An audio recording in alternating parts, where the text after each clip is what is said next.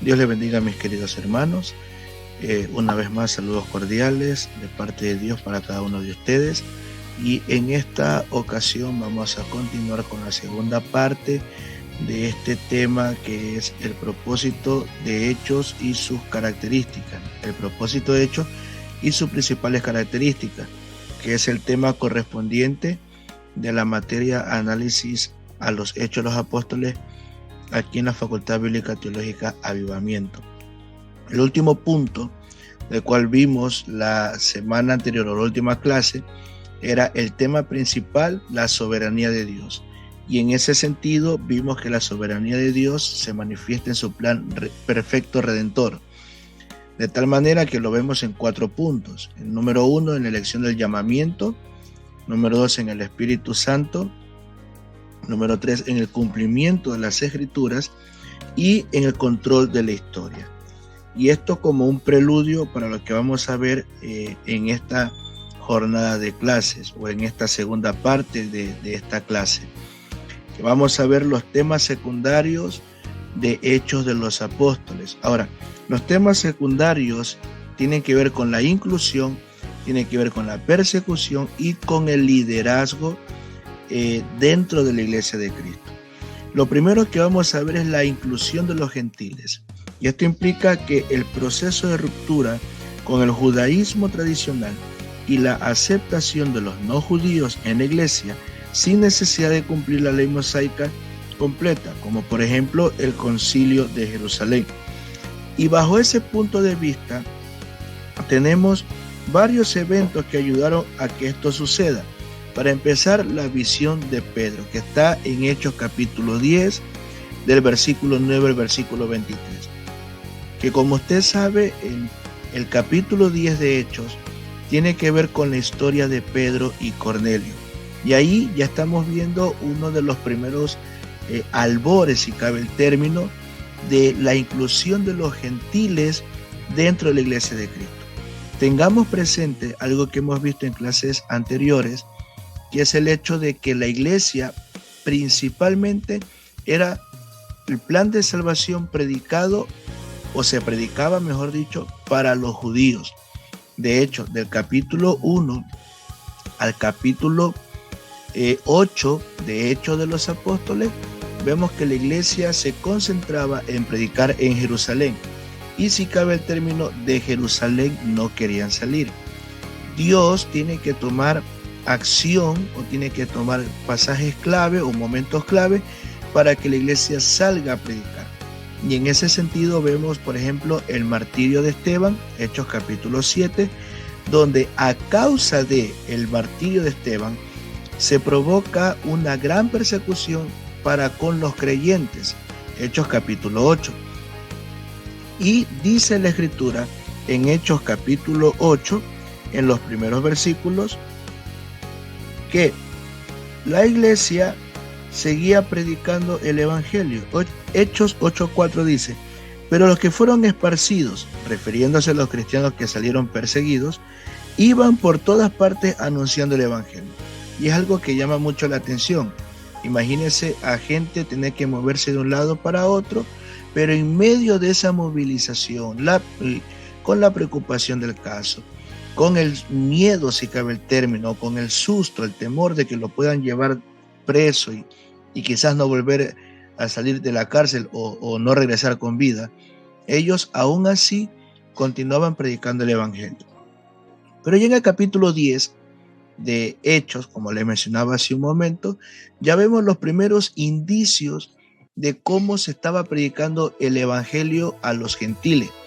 Y es un paso trascendental dentro de la iglesia, porque la iglesia no esperaba a priori que los gentiles fueran salvos. Ellos esperaban que el pueblo de Israel sea salvo. Recuerde que Jesucristo le dijo a los apóstoles que había sido enviado a las ovejas perdidas de Israel.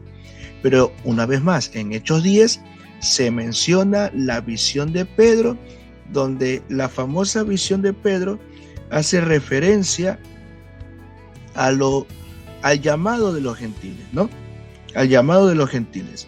Y eso lo vemos en Hechos capítulo 10, versículo 11, donde dice: y vio el cielo abierto, y que descendía algo semejante a un gran lienzo, que atado de las 4 puntas era bajado a la tierra, en el cual había de todos los cuadrúpedos terrestres y reptiles y aves del cielo.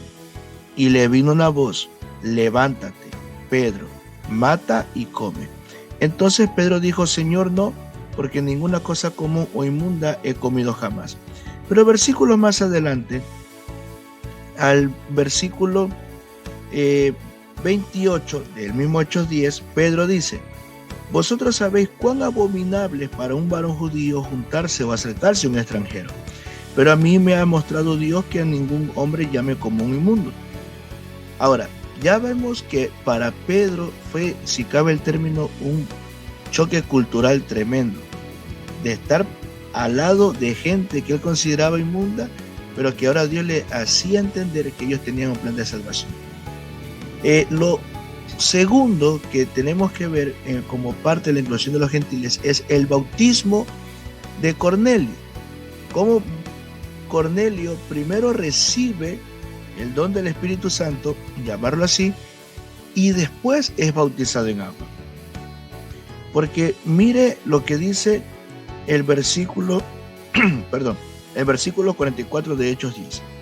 Mientras aún hablaba Pedro estas palabras, el Espíritu Santo cayó sobre todos los que oían el discurso, y los fieles de la circuncisión que habían venido con Pedro se quedaron atónitos de que también sobre los gentiles se derramase el don del Espíritu Santo.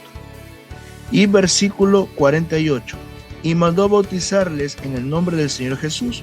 Entonces le rogaron que se quedasen por algunos días.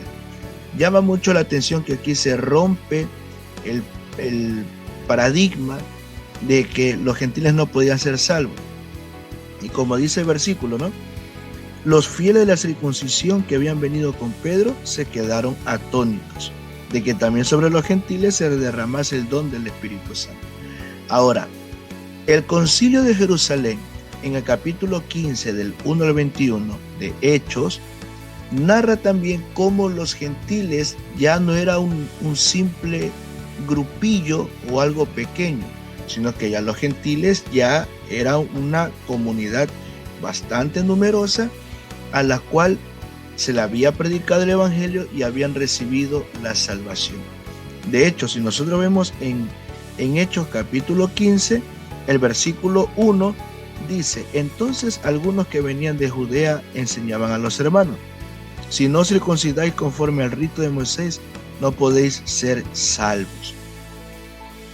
Dicho sea de paso, también Hechos capítulo 15 muestra también los inicios de lo que con el tiempo se conocería como judaizantes, de aquellos maestros o aquellos fariseos o de aquellos sacerdotes que no habían renunciado totalmente a la ley mosaica y que comenzaban a enseñar que debían circuncidarse y guardar la ley de Moisés. De ellos Pablo habla de forma muy explícita en la carta a los Gálatas. Pero en retrospectiva, la inclusión de los gentiles se vio marcada por 3 eventos principales. En primer lugar, la visión de Pedro.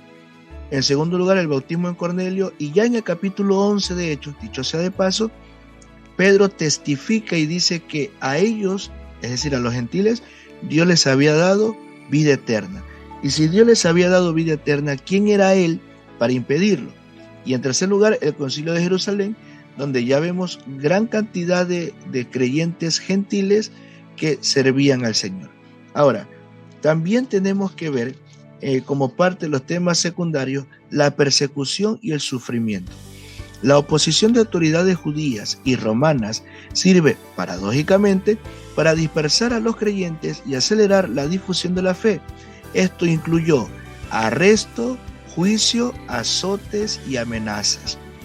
Ahora, ¿por qué? Arresto y juicio, porque las autoridades temían la difusión. Y los azotes y amenazas eran el sufrimiento como consecuencia de. Es decir, si nosotros vemos Hechos desde los primeros capítulos, del capítulo 4, capítulo 5 en adelante, ya a los apóstoles se les comienza a amenazar de que no predicara más en el nombre de Jesús. Y ahí vemos el arresto, ahí vemos los juicios. Hechos capítulo 5 narra el juicio donde comparece Gamaliel, que fue un doctor venerado de todo el pueblo, pero viendo los principales fariseos, los escribas y aún inclusive los saduceos, viendo ellos que los apóstoles, lejos de detenerse, seguían predicando el evangelio, entonces fueron un paso más allá y comenzaron los azotes, comenzaron a azotarlos, comenzaron a amenazarlos, comenzaron inclusive a matarlos. Ahí tenemos a Esteban, tenemos a Jacobo, que murieron por causa del Señor. ¿Ya? Entonces, en ese sentido, otro tema secundario que vemos en Hechos es la persecución y el sufrimiento. De hecho, hay un pasaje en el mismo libro donde los apóstoles motivan a los hermanos a perseverar, pero al mismo tiempo le dicen que es necesario que a través de pruebas y tribulaciones entremos al reino de los cielos. Entonces, a lo largo del libro de Hechos, usted va a ver que esa es una parte del común denominador: persecución y sufrimiento. Dice en la carta a los Filipenses, en el capítulo 1, versículo 27, de la siguiente manera: solamente que os comportéis como es digno del evangelio, para que, o sea que vaya a veros o que esté ausente, oiga de vosotros que estáis firmes en la fe y en un mismo espíritu, combatiendo unánimes por la fe del evangelio. Versículo 29: porque a vosotros, en este caso los gentiles, os es concedido a causa de Cristo no solo que creáis en él, sino también que padezcáis por él. Entonces era parte de la vida cristiana. Y a la iglesia cristiana desde los principios del tiempo se le enseñó que debía sufrir persecución. Jesucristo en los evangelios, en los sinópticos, se narra cómo Jesucristo advierte a los discípulos que debían de ser perseguidos. Ahora, otro tema secundario que vemos dentro del libro de Hechos es el liderazgo tanto de Pedro como de Pablo. Y en ese sentido, el libro se divide simbólicamente en la actividad de Pedro, del capítulo 1 al capítulo 12, enfocada en los judíos, y Pablo, capítulo 13 al capítulo 28, enfocado a los gentiles. Vemos cómo estos líderes se movieron dentro de su propia comunidad y fueron utilizados por el Señor dentro de su comunidad. Porque en el caso de Pedro fue líder de la unidad judía, un pastor valiente y fundamental para el inicio de la iglesia en Jerusalén, según Hechos 2, centrado en la fe y la humildad a pesar de sus fallos. Por el otro lado de la moneda, Pablo fue líder de la expansión misionera hacia los gentiles, un estratega apasionado, mentor y ejemplo de integridad moral y perseverancia, incluso en la adversidad, demostrando un liderazgo cruciforme, enfocado en el evangelio y la rendición de cuentas mutua. Bajo ese punto de vista, es de entender que Pedro y Pablo fueron llamados por Dios para cada cual cumplir su labor. Personalmente hablando, considero que Pedro no daba la talla para predicar el evangelio a los gentiles. Pedro daba la talla para predicar el evangelio entre los judíos. Ahora alguno dirá: Pablo entonces sí daba la talla para predicar a los judíos. Quizás sí.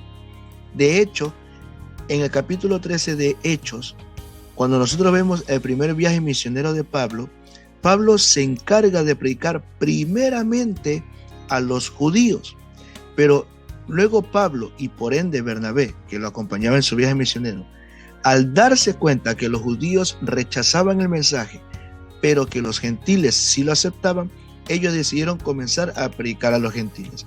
Luego, capítulos más adelante, cuando vemos la visión del varón macedonio que aparece en Hechos, en esa visión Pablo es llamado o es entregado, mejor dicho, a la total predicación a los gentiles. Porque cuando Pablo llega a la región de Macedonia, si cabe el término, él ve todo un campo blanco inmenso donde él podía predicar el evangelio. Otro tema secundario que vemos en Hechos es la defensa de la fe, lo que se conoce como la apologética.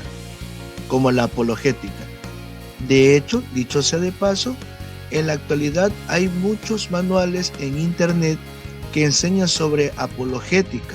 La apologética tiene que ver con la defensa de la fe. Ahora, esta defensa de la fe se da básicamente a través de la escritura.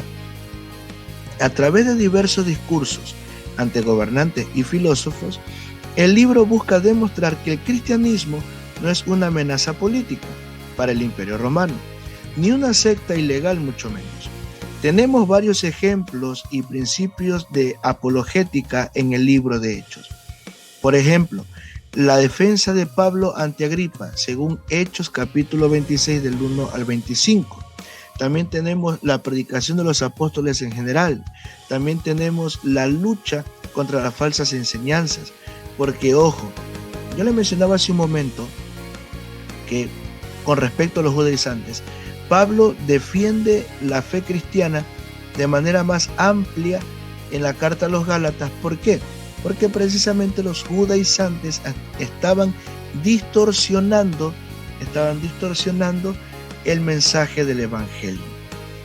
Un tema o como tema secundario de Hechos que tiene que ver la defensa de la fe, este libro nos enseña a que usted y yo como cristianos sepamos defender la fe que hay en nosotros. Dice primera carta de Pedro, capítulo 3, versículo 15, dice de la siguiente manera: si no, santificad a Dios el Señor en vuestros corazones y estad siempre preparados para presentar defensa con mansedumbre y reverencia ante todo el que os demanda razón de la esperanza que hay en vosotros. La misma palabra nos manda a tener esa sabiduría de lo alto para defender la fe que profesamos. Es como si alguien se graduara de ingeniero civil y no sepa defender su profesión. O como si alguien, imagínese, por ponerle el ejemplo, imagínese a un ateo que no sepa defender su ateísmo. ¿Para qué sirve entonces? En el caso del cristiano, imagínese un cristiano que no sepa defender su fe. No tendría razón de ser. Por eso vemos que un tema secundario de Hechos de los Apóstoles es la defensa de la fe, que tiene que ver con la apologética. Y el libro de Hechos da grandes discursos donde los cristianos defienden su fe. Ahora, vamos a ver los detalles históricos fieles que hay en Lucas, o que Lucas, mejor dicho, plasma en el libro de Hechos. El libro de los Hechos de los Apóstoles, escrito por Lucas, es conocido por sus detalles históricos fieles, describiendo el nacimiento y expansión de la iglesia cristiana desde Jerusalén hasta Roma, como eventos clave como por ejemplo el Pentecostés, la conversión de Pablo y las misiones a diferentes regiones, confirmando la exactitud de nombres, lugares, títulos romanos, por ejemplo procónsules, tributos y costumbres culturales de la época, siendo un relator objetivo que incluye tanto éxitos como fracasos de la comunidad primitiva. Hechos de los Apóstoles está plasmado de detalles históricos fieles. Si vamos, por ejemplo, Hechos capítulo 28, cuando Pablo, después del naufragio, zarpa de la isla de Malta, dice Lucas, con gran lujo de detalle, que en la segunda barca que ellos hacen el viaje, recuerde que la primera encalló y naufragaron, pues la segunda barca en la cual ellos hacen el viaje, dice Lucas, tenía como insignia a Cástor y a Pólux, que en la mitología griega eran divinidades que protegían a los marinos en los mares. O sea, por decirlo de esta manera, los náufragos, cuando ya van en el nuevo barco, para dirigirse a Roma, como que una manera como un amuleto de buena suerte, buscaron un barco que tenga la insignia de Cástor y de Pólux. Vemos que los detalles históricos fieles de Lucas, plasmado en hechos, tiene que ver, por ejemplo, con la precisión histórica. ¿Por qué? Porque abunda en detalles específicos, como el uso correcto del título como procónsul para gobernadores, en este caso en Gálatas o en la región de Galacia, en la región de Acaya, y la palabra tribuno para los oficiales romanos, o sea,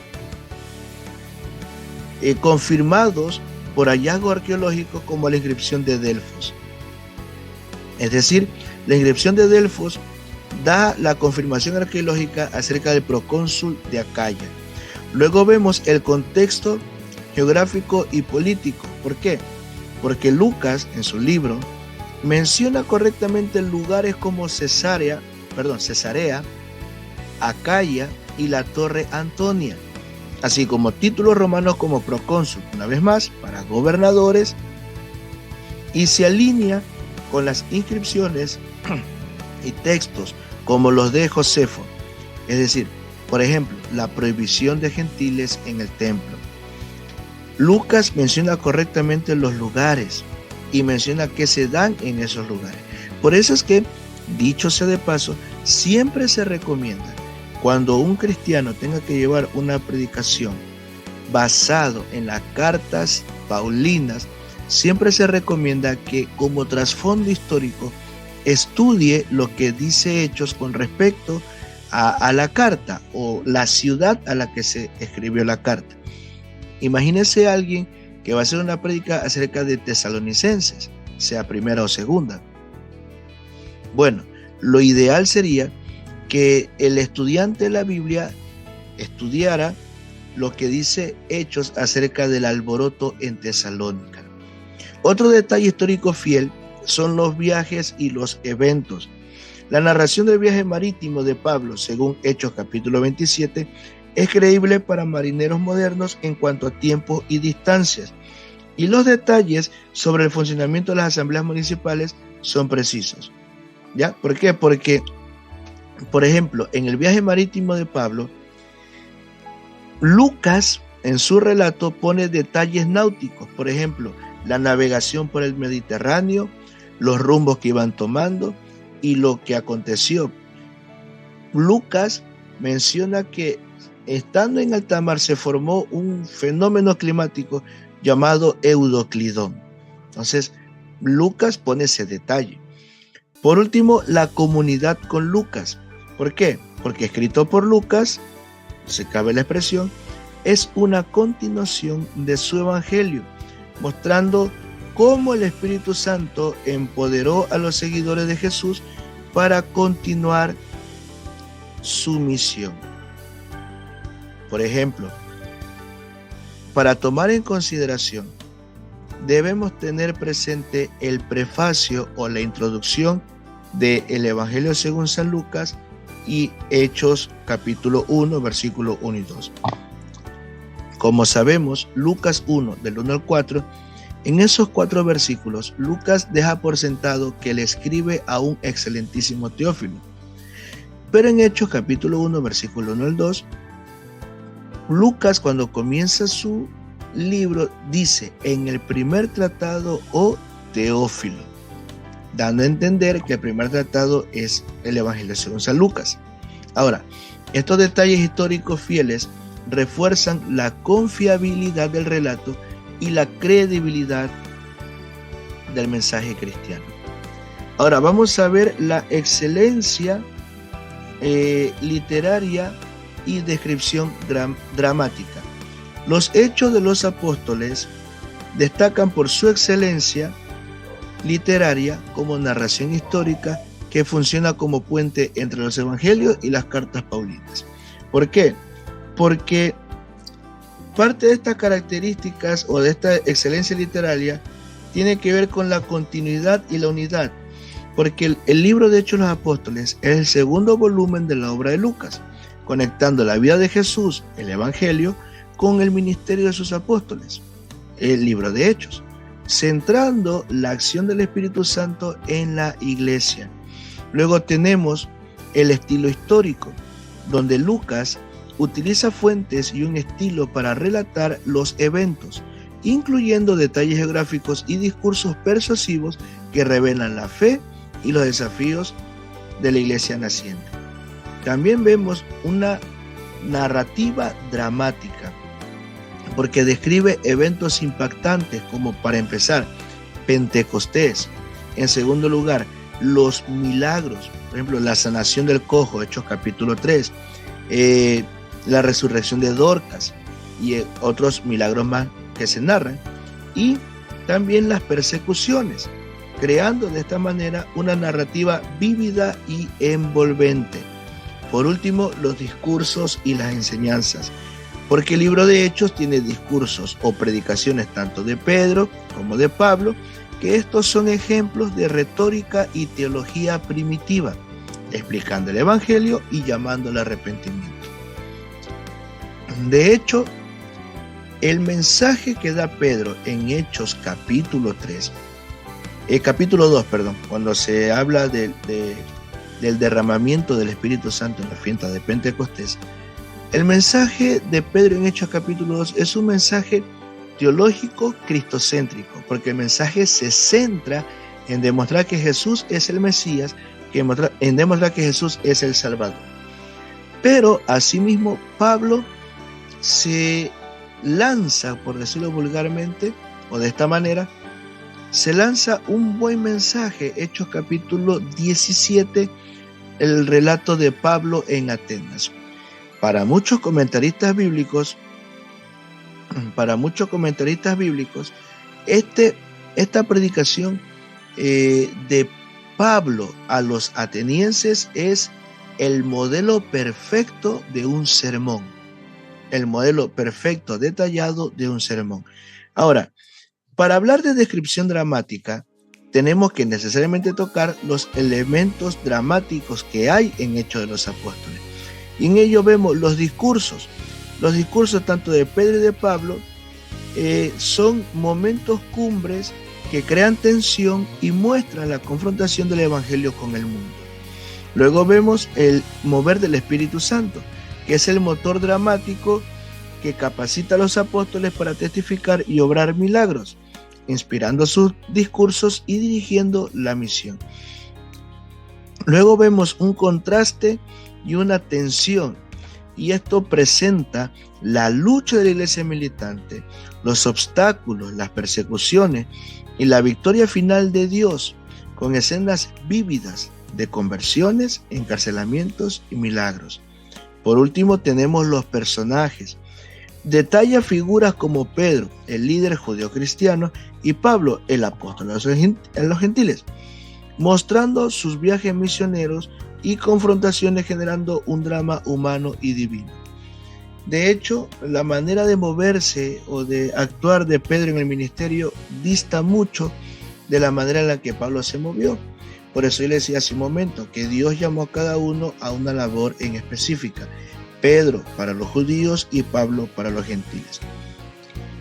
Ahora vamos a ver las repeticiones como recurso literario intencional. En Hechos de los Apóstoles, las repeticiones son recursos literarios de Lucas para enfatizar temas claves, utilizando narrativas paralelas y discursos repetidos para mostrar la continuidad del mensaje y la gracia de Dios.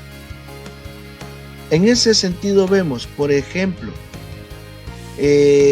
un ejemplo de repetición, la conversión de Pablo. La conversión de Pablo se narra 3 veces con variantes: Hechos capítulo 9, Hechos capítulo 22 y capítulo 26, resaltando el poder transformador de Jesús. ¿Con esto qué implica? Implica que cada relato enfatiza aspectos diferentes para audiencias distintas. ¿Ya? ¿Por qué? Porque en el capítulo 9 de Lucas vemos el relato general, por decirlo así, de cómo se dio la conversión de Pablo desde el punto de vista de Lucas. Pero ya en el capítulo 22, Pablo narra su conversión para una audiencia totalmente hebrea, para una audiencia totalmente hebrea. Y en el capítulo 26 lo hace para una audiencia gentil. Por eso vemos que cada relato enfatiza aspectos diferentes para audiencias distintas. Luego tenemos el discurso de Pedro y de Esteban, que se repiten temas y elementos teológicos en sus sermones. Vemos Hechos capítulo 2, capítulo 4, capítulo 7 y capítulo 10. Y esto muestra una coherencia del mensaje apostólico y su capacidad de llevar el evangelio más allá de Jerusalén. Otra de las cosas que vemos que se repite para dar un énfasis en el libro es la vida de la iglesia primitiva, en lo cual vemos las descripciones de Hechos Hechos 2, 42 al 47 y Hechos 4, 32 al 35. Y estas repeticiones enfatizan la unidad de la iglesia, el partimiento del pan que equivale a la Santa Cena, el compartir bienes y testificar de la resurrección, lo que le refuerza el ideal de comunidad de la iglesia. Ahora, para terminar, ¿cuál es el propósito de estas repeticiones? Tenemos tres propósitos. Número 1, el énfasis teológico, en el cual se subraya la importancia de eventos y doctrinas, como por ejemplo la resurrección de Jesús y por ende la resurrección de los muertos, el Espíritu Santo que es nombrado en más de una ocasión dentro del mismo libro de Hechos. El segundo propósito es el carácter performático. ¿Esto qué quiere decir? Que los discursos no solo informan, sino que avanzan la narrativa, cumpliendo el propósito de Lucas de llevar el evangelio a todas las naciones, según Hechos 1:8. Es que cuando Lucas escribe su libro no lo hace simplemente como para registrar la historia, sino que para mostrar mediante ese registro de la historia cómo el evangelio iba avanzando. Y por último, una consistencia narrativa. ¿Esto qué implica? Esto implica el hecho de que muestra cómo la salvación prometida se extiende guiada por el Espíritu Santo desde Jerusalén hacia los gentiles. Bien, mis queridos hermanos, damos gracias a nuestro Dios porque Él es bueno y para siempre es su misericordia. Para terminar, una vez más, vemos que Hechos es la teología de la misión narrada en historia. Porque Hechos no es solo historia, sino teología narrada que muestra el plan soberano de Dios en acción, la expansión del evangelio por el poder del Espíritu y el modelo de iglesia que trasciende culturas y generaciones. Y en ese sentido vemos tres cosas fundamentales que sobresalen en estas dos jornadas de clase que hemos visto este tema. En primer lugar, la soberanía de Dios, porque Él es el que gobierna el plan redentor en la historia. En segundo lugar, el poder del Espíritu Santo, que es la fuerza para la misión global, es la fuerza el que da el dinamis, el poder para poder, valga la redundancia, predicar el evangelio a toda criatura. Y por último, el modelo de iglesia, porque bajo la perspectiva de Hechos, la iglesia de Cristo es una comunidad de fe y de testimonio, una comunidad que enseña a adorar a Dios, a servir a Dios, pero a trabajar para Dios y trabajar para nuestro Señor Jesucristo. Bien, mis queridos hermanos, damos gracias a nuestro Dios por este maravilloso tiempo. Esta jornada de clases que ha sido virtual, pues esperamos que usted vea las dos jornadas de clases que están subidas en esta plataforma digital, pero que al mismo tiempo, al momento de estudiarla, lo haga con la Biblia en la mano y con el material que se le entregó, una vez más repito, en la última jornada de clases. Ya para el día sábado 10 de enero del 2026 retomaremos nuestras clases presenciales. Por mi parte, que el Señor les bendiga, que el Señor los guarde y adelante con Cristo Jesús, Señor nuestro.